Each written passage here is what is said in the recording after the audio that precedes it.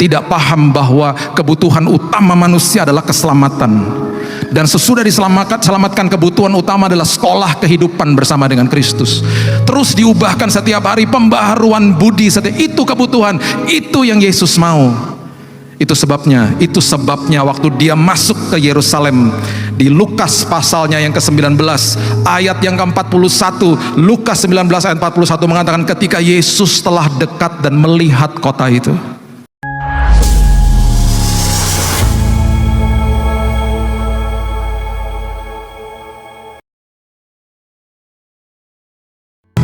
sungguh Engkau yang dimuliakan ya Tuhan. Sungguh kedaulatan-Mu hidup dalam setiap kehidupan kami.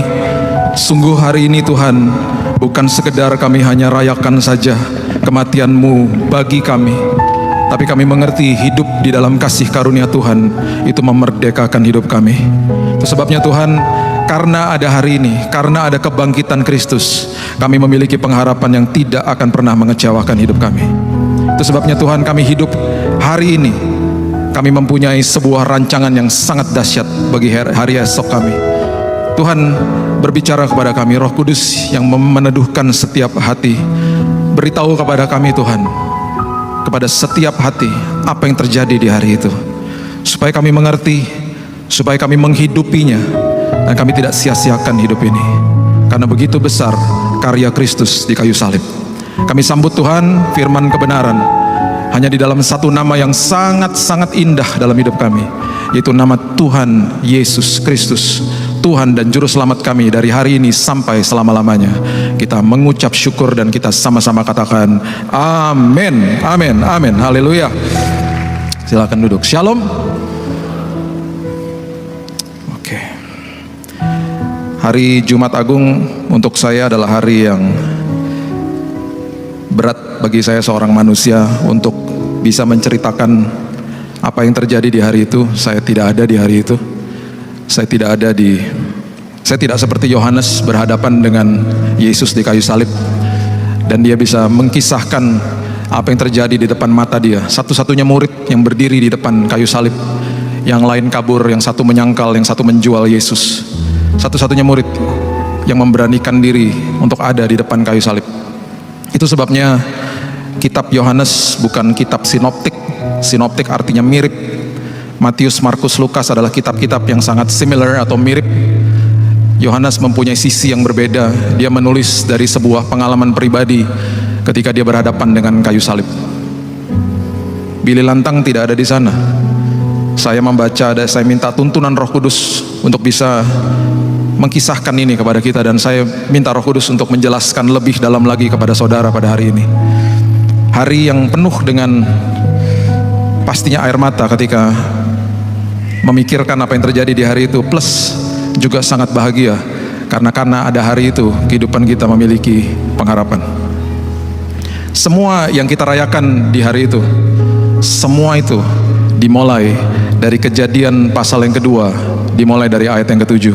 Semua yang kita rayakan di hari ini dimulai dari sebuah kalimat yang Tuhan utarakan kepada manusia, khususnya kepada pria saat itu. Kejadian pasal yang kedua ayat 17 mengatakan, tetapi pohon pengetahuan tentang yang baik dan yang jahat itu janganlah kau makan buahnya, sebab pada hari engkau memakannya, pastilah engkau mati. Pastilah engkau mati. You will surely die kalau kamu makan itu. Semua yang kita rayakan hari ini dimulai dari sebuah perintah ini yang diberikan kepada manusia. Pemberian Tuhan yang paling beresiko yang dia berikan kepada manusia adalah kebebasan untuk memilih. Tuhan tidak pernah menciptakan robot yang diciptakan mengasihi dia dan tidak diperhadapkan sama pilihan. Ketika tidak ada pilihan, manusia jadi robot, dan ketika manusia dipaksa untuk mengasihi Tuhan, itu bukan kasih yang sebenarnya. Itu sebabnya pohon ini, Alkitab mengatakan ada di tengah-tengah taman. Kejadian pasal yang ketiga dengan sangat jelas mengatakan pohon ini ada di tengah-tengah taman. Semua yang lain kau boleh makan, jangan yang ini. Manusia sejak awal diberikan sebuah pemberian oleh Tuhan yang sangat berisiko, yaitu pemberian kebebasan untuk memilih. Dan Tuhan katakan, kalau kamu memilih mengasihi aku, hidup taat kepada aku, itulah kasih yang sebenarnya, karena kasih adalah keputusan, bukan perasaan. Dan kata pastilah engkau mati atau surely you will die itu sangat-sangat dalam. Pada awalnya kematian sudah ada. Pada awalnya kematian sudah ada. Tetapi kematian tidak punya kuasa untuk membunuh manusia. Kematian sejak awal sudah ada, tetapi kematian tidak punya kuasa untuk membunuh manusia. Selama manusia taat, manusia tidak akan memberikan kuasa kepada kematian untuk membunuhnya. Karena kuasa kematian itu adalah dosa. Selama manusia tidak berdosa saat itu, selama manusia patuh sama apa yang Tuhan katakan, manusia tidak akan memberikan kuasa itu kepada dosa untuk membunuhnya. Itu sebabnya Tuhan katakan, jangan berdosa, jangan makan itu, you will surely die. Bukannya Tuhan membunuh manusia, bukan, tapi Tuhan memastikan bahwa kalau kamu makan itu, kalau kamu berdosa, kamu memberikan kuasa kepada kematian untuk membunuhmu. Jangan. Kematian sudah ada, tetapi kematian posisinya mati, tidak berkuasa atas manusia. Kita sudah tahu kisah ini, akhirnya manusia dibohongi dan manusia percaya sama kebohongan iblis dan manusia makan dari buah itu. Dan ketika manusia makan dari buah itu, Tuhan tidak pernah bisa mengatakan, aduh, kenapa kamu makan? Kamu tahu nggak bahwa akan ada pengorbanan, proses pengorbanan yang begitu panjang. Aku harus memberikan anakku yang tunggal untuk menyelamatkanmu dan seterusnya dan seterusnya. Tuhan tidak bisa riset. Tuhan tidak bisa katakan kepada manusia, oh oke, saya berikan kamu dispensasi, besok ketika kamu hidup dan bangun pagi, kita mulai dari nol. Jangan dimakan buah ini, bahaya. Tuhan tidak bisa begitu. Karena firman-Nya, Alkitab katakan, melebihi namanya. Alkitab dengan jelas mengatakan, Mazmur 138 ayat yang kedua, aku hendak sujud ke arah bait-Mu yang kudus dan memuji nama-Mu oleh karena kasih-Mu dan oleh karena setia-Mu, sebab Kau buat nama-Mu dan janji-Mu melebihi segala sesuatu. Bahasa Inggrisnya dengan lebih jelas mengatakan, your word is above your name. Kalimat firman yang keluar dari mulutmu tidak akan kembali dengan sia-sia, termasuk ayat ini. Kalau kamu makan, kamu akan mengaktifkan kematian. Kalau kamu makan, kamu akan memberikan kuasa kepada kematian, sehingga kematian jadi bisa membunuhmu. Manusia akhirnya melewati kematian. Ada dua fase kematian yang manusia lewati. Fase kematian pertama adalah manusia dipisahkan dari Eden, manusia diusir dari Eden. Eden artinya hadirat Tuhan. Fase kematian pertama, manusia dipisahkan dari hadirat Tuhan.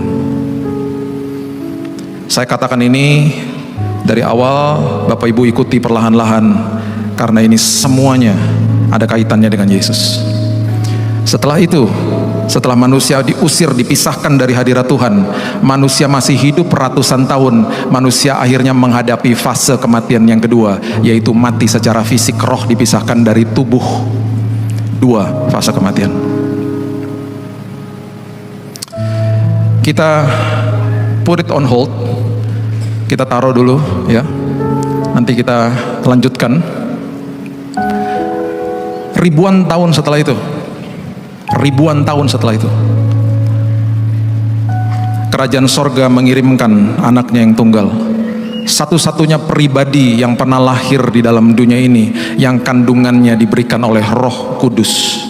Satu-satunya bayi yang lahir pada saat itu, Tuhan menjelma menjadi manusia yang lahir tanpa dosa. Dia datang, dia menghidupi hidupnya, dia mempersiapkan dirinya 30 tahun. Kemudian dia mulai mengajar firman kebenaran, dia mulai mengajar prinsip-prinsip kerajaan sorga. Dan waktu dia mulai mengajar prinsip kerajaan sorga, tiba saatnya dia harus naik ke kayu salib. Beberapa hari sebelum itu, dia masuk ke kota Yerusalem, kota yang artinya kota damai, kota yang dijadikan ibu kota oleh Raja Daud yang keturunan daripada suku Yehuda. Dan waktu itu dia memilih untuk Yerusalem menjadi ibu kota karena dianggap sebagai kota yang netral, karena sebelum dia yang memimpin adalah Raja Saul yang berasal dari suku Benyamin, dan kota ini ada di perbatasan antara wilayah Benyamin dan wilayah Yehuda. Itu sebabnya Yerusalem itu sudah digadang-gadang dari dulu, itulah kota damai. Beberapa hari sebelum Yesus naik ke kayu salib, dia masuk ke kota Yerusalem di atas keledai. Dan ketika dia masuk ke kota Yerusalem, Alkitab mencatat dengan sangat jelas, Yohanes pasal yang ke-12 ayat yang ke-13, manusia rakyat Yerusalem mengatakan mereka mengambil daun-daun palem dan pergi menyongsong dia sambil berseru-seru. Perhatikan ini, sambil berseru-seru, Hosana, diberkatilah dia yang datang dalam nama Tuhan, Raja Israel. Tahukah Bapak Ibu bahwa warga Yerusalem berteriak Hosana yang artinya save us, selamatkan kami dari opresi atau penjajahan Romawi. Itu sebabnya dia katakan Raja Israel, Hosana, save us, selamatkan kami dari opresi penjajahan Romawi. Yang mereka teriakkan adalah keinginan mereka. Dan ini yang perlu kita sikapi pada hari ini. Yesus datang bukan untuk semata-mata menjawab keinginan manusia. Dia datang untuk menjawab kebutuhan manusia. Mereka tidak sadar bahwa mereka memerlukan pembebasan dari penjajahan dosa dalam hidup mereka. Yang mereka teriakan adalah save us, selamatkan kami dari penjajahan Romawi. Ayo dong, buat kota kami damai. Mereka lupa bahwa yang harus memiliki damai dan breakthrough dan terobosan terlebih dahulu adalah hidup mereka diperdamaikan dengan Tuhan. Karena sudah terjadi dosa pada saat itu, Tuhan berseberangan dengan manusia. Tuhan membutuhkan imam besar untuk jadi mediator bagi manusia. Mereka lupa bahwa mereka yang harus diperdamaikan dengan Tuhan, supaya mereka akhirnya bisa membawa damai ke dalam kota mereka. Semuanya terbalik. Dan itu masih menjadi sikap banyak manusia di dalam hari-hari ini. Manusia mengejar keinginannya, bukan kebutuhan untuk diselamatkan. Tadi Bapak Gembala, Pak Aswin sudah katakan kepada Bapak Ibu sekalian, banyak orang yang berlari seperti anak bungsu, mengejar keinginannya, tidak paham bahwa kebutuhan dia adalah bersama dengan bapaknya di rumah. Tidak paham bahwa kebutuhan utama manusia adalah keselamatan. Dan sesudah diselamatkan, kebutuhan utama adalah sekolah kehidupan bersama dengan Kristus. Terus diubahkan setiap hari, pembaharuan budi setiap, itu kebutuhan, itu yang Yesus mau. Itu sebabnya waktu dia masuk ke Yerusalem, di Lukas pasalnya yang ke-19 ayat yang ke-41, Lukas 19 ayat 41 mengatakan ketika Yesus telah dekat dan melihat kota itu, ia menangisinya. Kata menangisi di sini bahasa Yunaninya artinya kleo. Kleo itu artinya sobbing, itu artinya menangis terisak-isak. Beberapa pasal sebelum ini didokumentasikan bahwa Yesus menangis ketika Lazarus mati. Dan kata menangis di situ artinya adalah meneteskan air mata.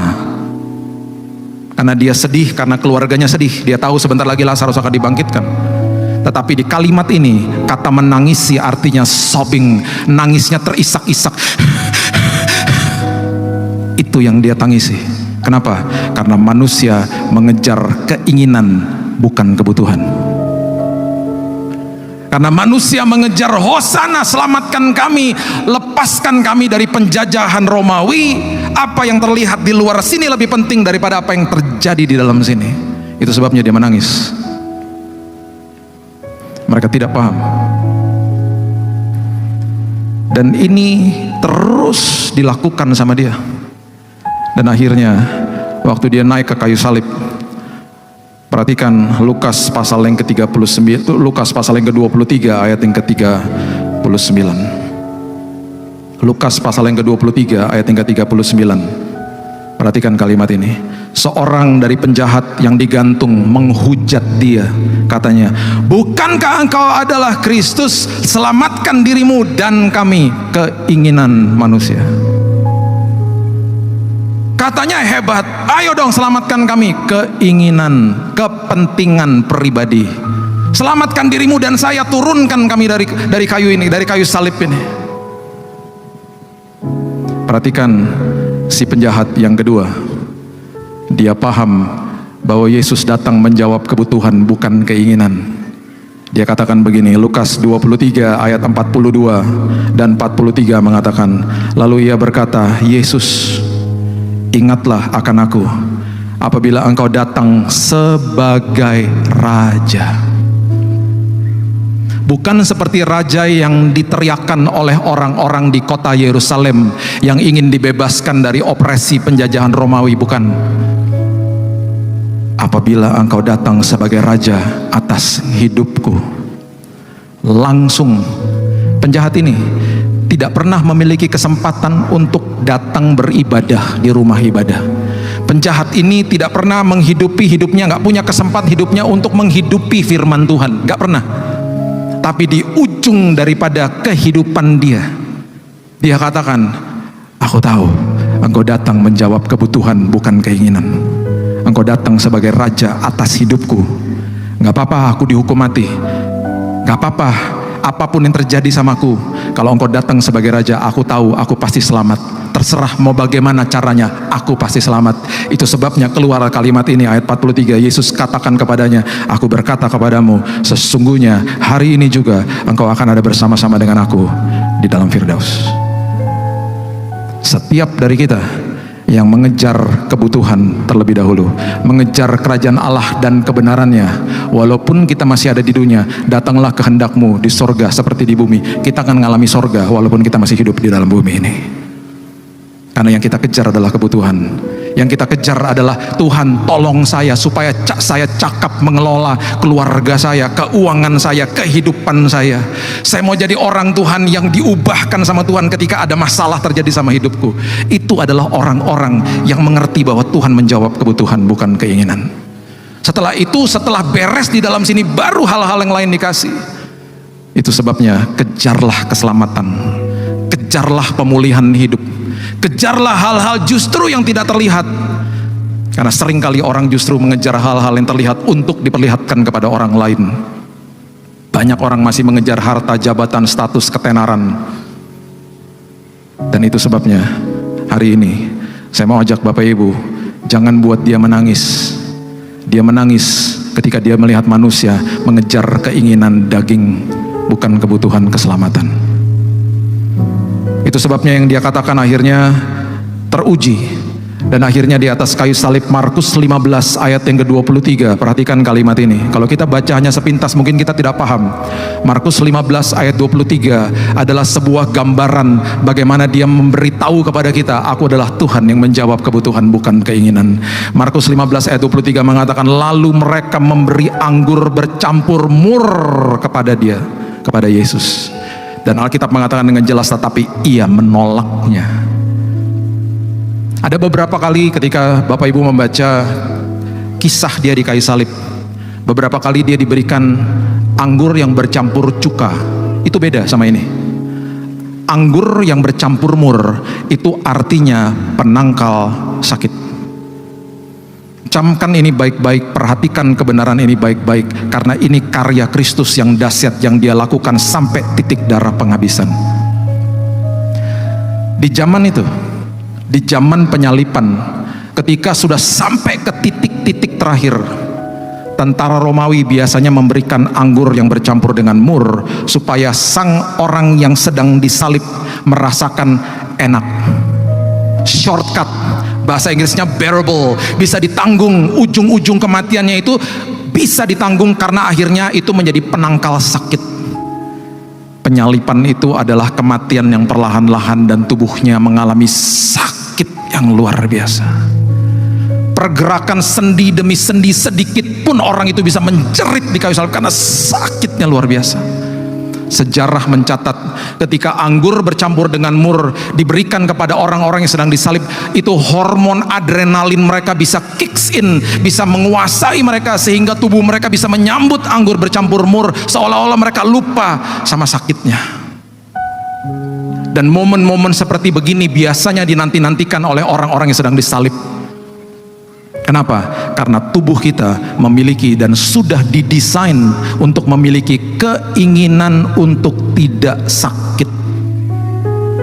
Itu sebabnya ketika kita pegang teko panas di dalam dapur pagi hari, ketika kita pegang, pasti tubuh ini karena sudah didesain untuk mempunyai keinginan tidak mau sakit, kita pasti kita pasti begitu.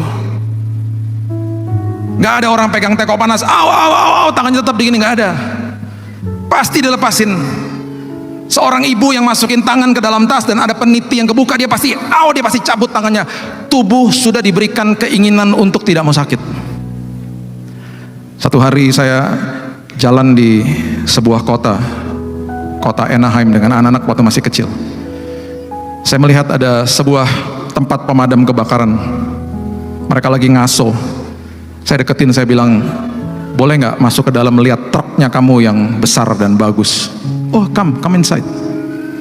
Dia kasih tur singkat dan saya nggak pernah lupa. Dia katakan begini, Bapak tahu nggak kalau kami lagi masuk ke dalam sebuah rumah yang penuh dengan asap dan rumah itu sedang terjadi kebakaran. Kami memiliki SOP kalau kami sedang meraba tembok. Kami tidak boleh meraba tembok untuk mencari jalan, maksudnya ya. Nggak boleh raba tembok begini. Karena kalau raba tembok begini dan ada kabel terkelupas dan ada strumnya, itu tubuhnya otomatis akan megang strumnya dan dia mati, kena strum. Itu sebabnya karena tubuh ini didesain untuk tidak mau sakit, punya keinginan tidak mau sakit, kita harus pegang tembok itu dengan tangan terbuka keluar, supaya ketika ada kabel terkelupas dia akan tarik tangannya keluar dan dia selamat. Di hari itu, ketika tubuhnya mempunyai keinginan untuk tidak mau sakit, dia menolak anggur yang bercampur dengan mur. Itu morfin Bapak Ibu kalau hari ini, penangkal sakit. Dia menolak itu supaya dia menjawab kebutuhan daripada kerajaan sorga dan kebutuhan kita semuanya, bahwa anak domba Allah harus dihancurkan sampai titik penghabisan. Itu yang dia lakukan. Kalimat demi kalimat, kejadian demi kejadian yang dia lakukan sampai dia menutupkan mata di kayu salib. Itu luar biasa detailnya. Dia terus berikan contoh kepada kita. Dan itu sebabnya kita bisa katakan karyamu besar Tuhan. Karena aku adalah Tuhan yang menjawab kebutuhan, bukan keinginan. Keinginanmu nanti aku akan tambah-tambahkan kalau kebutuhanmu sudah beres. Keselamatan itu nomor 1. Itu sebabnya waktu dia masuk ke Taman Getsemani, disitulah dia katakan, dia mulai bicara begini sama bapaknya. Dia katakan, sekiranya, ya, dia katakan, jikalau sekiranya mungkin, Matius 26 ayat 39, biarlah cawan ini lalu daripadaku, tetapi janganlah seperti yang kau kehendaki, melainkan seperti yang kau kehendaki. Itu bukannya berarti dia tidak mau naik ke kayu salib. Ini dia lagi mau melewati fase kematian pertama yang tadi kita bahas di awal. Sebentar lagi dia akan dipisahkan dari hadirat Bapanya. Sama seperti manusia ketika dipisahkan dari hadirat Tuhan dan kemudian mengalami kematian secara fisik, Yesus pun mengalami hal yang sama. Karena penebusan itu A diganti A, B diganti B. Itu yang terjadi. Itu sebabnya akhirnya ketika dia naik ke kayu salib, dia berteriak dengan luar biasa di kayu salib. Kira-kira jam 3, Matius 27 ayat 46. Matius 27 ayat 46. Berserulah Yesus dengan suara nyaring, Eli Eli lama sabachthani, yang artinya Allah Allahku mengapa engkau meninggalkan aku, why have you forsaken me. Pertama kali seumur hidupnya dia dipisahkan dari hadirat Bapanya. Sama seperti manusia, supaya hari ini ketika apa yang dia sudah tebus hari itu, hari ini kita tidak pernah dipisahkan dari hadirat Tuhan sedetik pun. Karena hadirat Tuhan ada bersama dengan kita, bahkan di dalam kita, dari hari ini sampai selama-lamanya. Itulah Tuhan. Dia memisahkan dirinya dari hadirat Bapanya sampai-sampai di Taman Getsemani dia mengalami proses yang namanya hematohidrosis, peluh bercampur darah. Dr. Frederick Zugibe mengatakan itu adalah tingkat stres yang paling akut ketika pembuluh darah pecah. Kenapa? Karena dia tahu sebentar lagi dia akan terpisah dari hadirat Bapaknya. Dan itu adalah sesuatu beban yang sangat berat bagi dia. Sekiranya ada jalan yang lain supaya aku tidak terpisah dari hadirat-Mu, there is no other way. Pengorbanan tetap harus berjalan. Proses hematohidrosis ketika diselidiki oleh Dr. Frederick Zugibe, dia katakan banyak manusia yang belum sampai ke titik stres yang sudah akut dan gak pernah sampai ke titik itu, manusia sudah bunuh diri.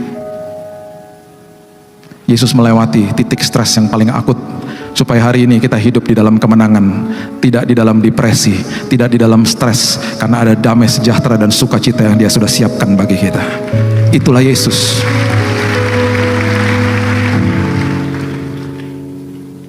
Dan camkan ini baik-baik. Waktu akhirnya Dia menutupkan mata dan fase kematian kedua terjadi. Sebelum itu, saya mau Bapak Ibu betul-betul mengerti tentang prinsip ini. Mengerti tentang prinsip ini. Oke. Kita baca dulu coba di 1 Korintus pasalnya yang ke-15, ayatnya yang ke-56. 1 Korintus 15 ayatnya yang ke-56. Sengat maut ialah dosa. Jadi kuasa kepada maut, kuasa untuk kematian adalah dosa. Dan kuasa dosa ialah hukum Taurat. Tadi kita sudah bahas, dosa memberikan kuasa kepada kematian sehingga kematian bisa membunuh manusia. Sekarang yang perlu kita pikirkan bersama-sama pada pagi hari ini, saya katakan tadi, Yesus dilahirkan dari kandungannya dari Roh Kudus. Berarti Yesus satu-satunya pribadi yang tidak memiliki dosa ketika Dia lahir. Sekarang bagaimana supaya Dia bisa membuat kematian bisa membunuh Dia sementara Dia tidak ada dosanya? Yang Dia lakukan adalah Dia ambil semua dosa manusia, termasuk kita yang belum lahir pada hari itu. Diambil semua sama Dia, ditimpakan ke atas dirinya, sehingga saat itu Dia semua dosa manusia ada bersama dengan Dia. Dan kemudian Dia beritahu kepada kematian, hei kematian, sekarang aku berikan kamu kuasa, karena ada dosa sekarang yang sudah aku timpakan di atas diriku. Sekarang aku berikan kamu kuasa untuk membunuhku. Itu sebabnya Yesus tidak dibunuh sama bangsa Romawi. Yesus nggak dibunuh sama bangsa Yahudi. Coba baca Yohanes 10 ayat 17 dan 18. Perhatikan kalimat-kalimat ini. Yohanes 10 ayat 17 dan 18. Bapa mengasihi aku, oleh karena aku memberikan nyawaku untuk menerimanya kembali. Bapa mengasihi aku karena aku memberikan nyawaku untuk menerimanya kembali. Aku memberikan nyawaku, aku mengatakan kepada kematian, aku memvalidasi kematian, aku mengizinkan kematian untuk membunuhku, karena sekarang aku sudah ada dosa manusia atas diriku. Seolah-olah Dia berhadapan sama kematian, Dia katakan, sekarang kamu valid, kamu punya kuasa, sekarang bunuh aku. Semua kematian Dia itu karena keputusan Dia, bukan karena manusia bunuh Dia, bukan. Dia membiarkan manusia lakukan eksekusinya. Dia yang timpakan dosa atas Dia, dan Dia yang memberikan kuasa kepada kematian supaya kematian bunuh Dia. Ayat 18, tidak seorang pun mengambilnya daripadaku, melainkan aku memberikannya menurut, perhatikan kalimat ini, kehendakku sendiri. Aku berkuasa memberikan dan berkuasa mengambil kembali. Inilah tugas yang kuterima dari Bapakku. Amazing. So amazing.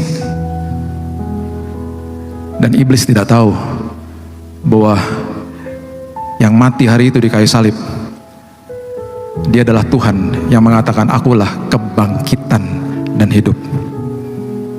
Dan hari yang ketiga, ketika dia bangkit, dia mengalahkan kematian. Bapak Ibu tahu apa yang terjadi? Hari ini kematian tidak berkuasa atas setiap kita. Tidak ada kuasanya atas setiap kita, karena sudah diambil, sudah ditimpakan ke atas dirinya. Sehingga nanti kalau kita menutupkan mata di dunia ini, di detik yang sama kita bangkit di pangkuan Bapa di surga. Karena kematian tidak ada kuasanya, tidak ada sengatnya.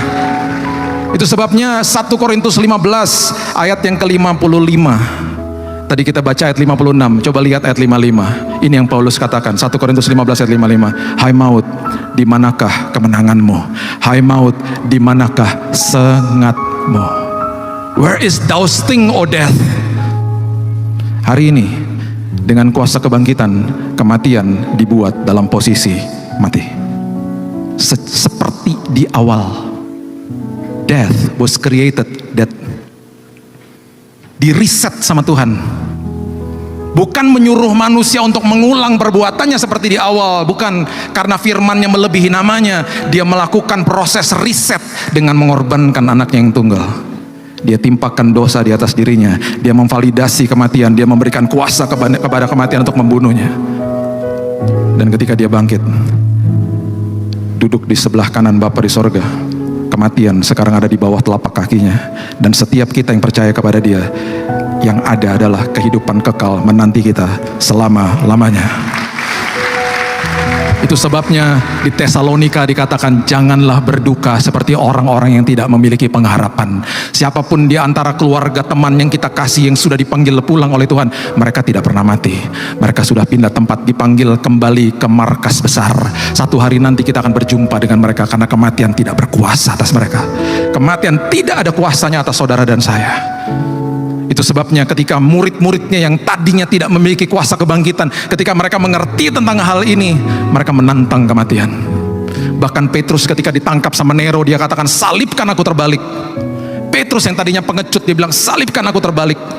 Aku tidak pantas disalibkan seperti guruku, seperti my master. Pembuluh darahnya pecah, dan waktu dia disalibkan terbalik, dia masih berteriak, terimalah Yesus sebagai juru selamat. Bartolomeus dikuliti dan disiram air garam. Thomas pergi ke India. Mama saya orang India, opa oma saya adalah orang Kristen yang percaya sama Yesus. Saya percaya itu semuanya akibat Thomas pergi ke India, ditusuk perutnya. Kuburnya masih ada di sana. Murid-muridnya menjungkir balikan dunia dengan Injil. Yang tadinya kabur semuanya, mereka melihat kematian di depan mereka, tidak ada sengatnya.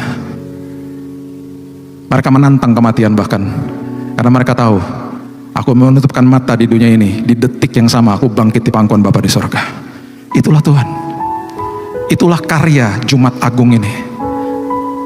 Itu sebabnya jangan buat dia menangis hari ini. Kejar keselamatan. Siapapun kita yang mungkin hadir hari ini belum percaya kepada Yesus, sebentar kita berdoa. Terimalah dia dalam hidupmu, yang datang ke bumi ini dan bisa memberikan kepastian kepada kita. Kalau kita menutupkan mata, kita ada bersama-sama dia, dengan dia di dalam kekekalan. Itu hanya Yesus. Itu hanya Yesus. Jangan kejar keinginan. Jangan kejar-kejar keinginan yang bisa dilihat. Kejar kebutuhan yang paling utama, keselamatan di dalam Tuhan. Tadi sudah dikatakan, kalau yang sudah pergi jauh, pulanglah hari ini. Jangan sia-siakan karya Kristus yang besar. Mari kita tundukkan kepala. Selagi kita menundukkan kepala, saya akan bacakan tulisan-tulisan ini. Sedikit yang terjadi di kayu salib dan prosesnya.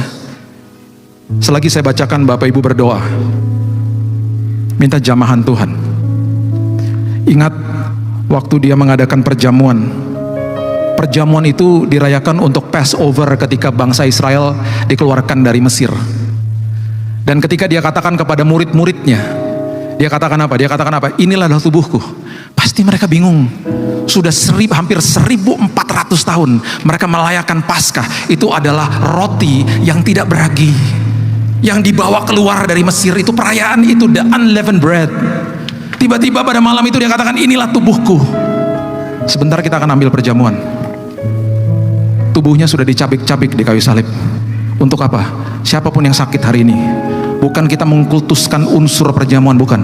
Ketika kita makan, kita ingat tubuh Kristus yang dihancurkan untuk memberikan kesembuhan bagi kita. Darah Yesus yang dia katakan, ini bukan darah anak domba yang dibubuhi di pintu-pintu rumah bangsa Israel, bukan. Ini darahku. Murid-muridnya juga pasti bingung. Dan dia katakan apa? Inilah lambang daripada perjanjian baru. Perjanjian lama itu ada kondisi. Kalau kamu taat, aku berkati. Kalau kamu tidak taat, akan ada kutuk. Sekarang udah gak ada kutuk. Perjanjian baru adalah lambang. Sampai se-ekstrim ini Bapak Ibu, manusia menolak Yesus pun tetap dia akan kasih tahu kepada dia, I love you, aku mengasihimu. Gak ada kondisinya. Manusia mau buat apapun, dia gak pernah mau berseberangan sama manusia. Dia kejar manusia itu. Itu sebabnya ketika Bapak itu menyambut anak yang terhilang, disambut dengan berlari. Itu lambang dari perjanjian baru yang dimeteraikan oleh darah Yesus. Ketika kita nanti ambil perjamuan, katakan, Tuhan, aku bubuhi darahmu yang dibubuhi di pintu-pintu bangsa Israel sehingga malaikat maut lewat. Aku bubuhi atas keluargaku, aku bubuhi atas masa depanku. Apa yang terjadi? Proteksi, provisi daripada Tuhan terjadi atas keluargaku. Bukan aku sekedar sehat tubuh saja, tapi jiwa dan rohku sehat dan kuat untuk terus berkarya untuk Tuhan. Itulah arti daripada pengorbanan dia.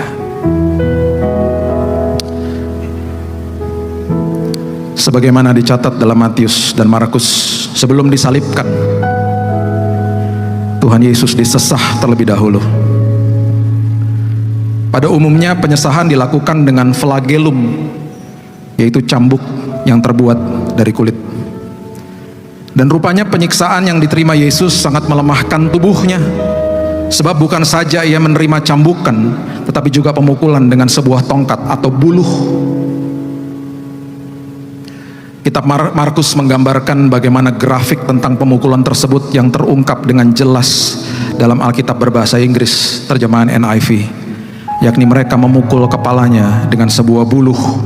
Dan di dalam Alkitab bahasa Inggris dikatakan again and again, berulang kali. Dan selain itu, para serdadu juga membuatkan mahkota duri yang kemudian ditaruh di atas kepala Tuhan Yesus. Mahkota tersebut dianyam dari sejenis akar berduri yang ditumbuh di tanah Palestina. Sudah tentu duri yang menancap di kepala Tuhan Yesus akan menyebabkan pendarahan. Dan ketika dia mengalami pendarahan pula akibat dari pencambukan, ia pun mulai kehilangan darah sebelum ia disalibkan, ditambah dengan persidangan yang maraton di malam sebelumnya yang membuatnya tidak tidur, sehingga tubuh Yesus menjadi sangat-sangat lemah. Itulah sebabnya ia tidak kuat lagi menyandang kayu salib yang akan digunakannya untuk menyalibnya, sehingga para serdadu memaksa Simon orang Kirene untuk ganti memikul salib itu. Berbeda dengan gambar yang sudah lama beredar, ternyata Tuhan tidak membawa salib yang utuh, tapi batang salib yang vertikal sudah tertanam secara permanen di bukit penyalipan Golgota. Dan yang dipikul oleh Tuhan adalah batang kayu horizontal atau yang dikatakan patibulum. Berat batang kayu ini bisa sekitar 20 kilo. Sebelum disalib, terhukum akan ditelanjangi terlebih dahulu. Dan itulah yang terjadi pada Tuhan Yesus. Keempat penulis Injil mencatat bahwa serdadu mengambil pakaiannya, membuang undi, membagi-bagikan pakaiannya, dan setelah itu kedua tangan Tuhan direntangkan, disalibkan pada pergelangan tangan, bukan telapak tangan, agar lebih kuat menyangga berat tubuhnya. Penyalipan kedua tangan ini dilakukan dengan cara merebahkan tubuh Tuhan di tanah, dan sesudah itu barulah tubuh Tuhan diangkat dan disatukan dengan batang salib yang vertikal itu. Untuk menahan berat tubuh, biasanya disediakan kayu penyanggah yang bernama sedekula pada bagian tengah salib, agar ia dapat setengah duduk pada kayu salib.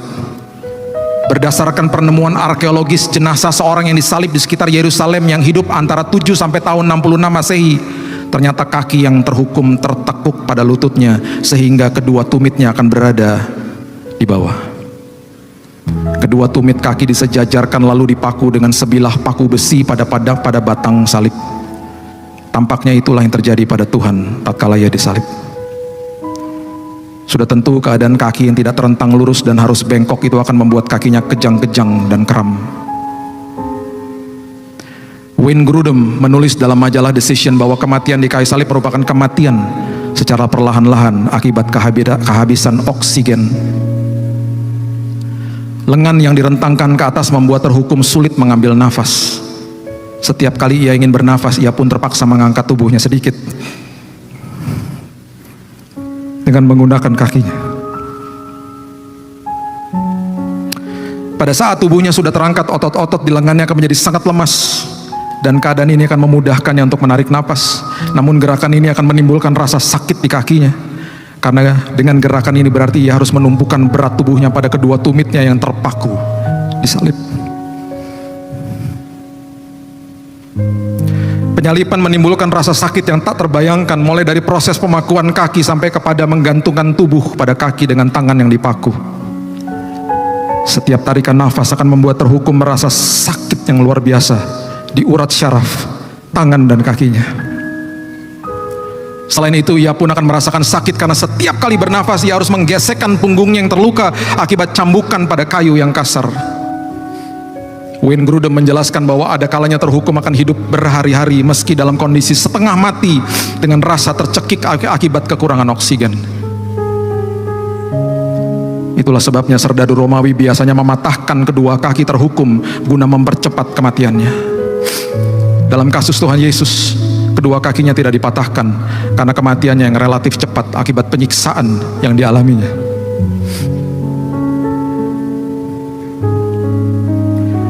Penderitaan Kristus di kayu salib berlangsung selama kurang lebih 6 jam. Namun setiap menit dan setiap detik tubuhnya menderita sakit yang amat sangat. Kematian di kayu salib merupakan hukuman mati kekaisaran Romawi yang diperuntukkan bagi para budak dan kriminal kelas berat dan bukan warga Romawi. Dengan kata lain, penyalipan merupakan hukuman mati yang terhina, sebab hanya diterapkan bagi mereka yang dianggap paling hina. Tuhan pencipta alam semesta yang rela turun dari tahtanya dan kemuliaannya di sorga, lahir di bumi secara terhina, di kandang domba dan mati secara terhina pula. Semua ini dilakukan oleh karena satu alasan saja, untuk saudara dan untuk saya. 33 tahun ia mempersiapkan diri, 3,5 tahun ia menyampaikan kabar sukacita, 30 keping perak ia dihianati, 3 kilometer dia pikul salib, 3 paku ditancapkan di tubuhnya, 3 liter darah dicurahkan, 3 hari ia ada dalam kematian. Dan pada hari ini ada 3 kata yang ia mau sampaikan kepada kita: aku mengasihi kamu.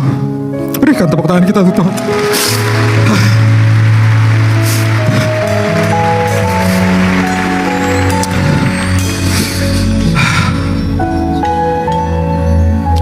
Betapa besar karyamu ya Tuhan. Tidak ada kata-kata yang sanggup kami ucapkan, hanya terima kasih Tuhan. Thank you Lord. Terima kasih Tuhan. Saudara, jangan sia-siakan kesempatan ini. Semua mata tertunduk kalau ada di tempat ini yang mau menyerahkan hidupnya bagi Tuhan, mau percaya kepada Yesus. Silahkan angkat tanganmu. Oh, haleluya. Haleluya. Wow. Katakan doa ini bersama-sama saya. Tuhan Yesus, aku menerima Engkau sebagai juru selamat atas hidupku. Aku mengaku Engkau sebagai Tuhan atas hidupku. Aku tinggalkan hidupku yang lama, dan ketika aku percaya di hari ini kepada Engkau ya Tuhan, aku lahir baru. Hidupku lahir baru. Aku tidak akan mengejar keinginan daging, tapi kebutuhan yang utama, yaitu keselamatan. Aku terima Engkau sebagai juru selamatku dari hari ini sampai Maranatha. Haleluya. Berikan tepuk tangan untuk orang-orang yang baru terima Yesus. Haleluya. Haleluya. Welcome to the kingdom of God. Terima kasih Tuhan. Terima kasih Yesus. Terima kasih buat hari yang luar biasa. Terima kasih buat keselamatan. Terima kasih bahwa hari ini tidak pernah sedetik pun Kau tinggalkan kami. Dan terima kasih Tuhan, ketika nanti pada akhirnya kami menutupkan mata Tuhan, di detik yang sama kami bangkit di pangkuan Bapa di sorga, karena kematian tidak ada kuasa atas kehidupan kami. Terima kasih buat dosa-dosa kami yang sudah ditimpakan atas tubuh-Mu ya Tuhan. Terima kasih buat pengampunan, terima kasih buat pengorbanan. Engkau dahsyat, Engkau luar biasa. Dan inilah hidup kami. Kami gak mau buat Tuhan menangis, karena mulai dari hari ini sampai selama-lamanya, kebutuhan keselamatan itu yang paling utama atas hidup kami. Sekolah kehidupan itu yang paling utama Tuhan. Perubahan karakter itu yang paling utama Tuhan. Kami tidak akan lagi ngejar-ngejar hal-hal yang terlihat, tapi justru kehadiran Tuhan yang ada di dalam kehidupan kami menjadi kebutuhan yang paling utama. Terima kasih Bapa. Terima kasih Yesus. Hanya di dalam nama Tuhan Yesus, nama yang sangat indah, nama yang membebaskan, nama yang menyelamatkan kehidupan kami dari hari ini sampai Maranatha. Kita sudah berdoa dan mengucap syukur. Kita sama-sama katakan amin. Haleluya.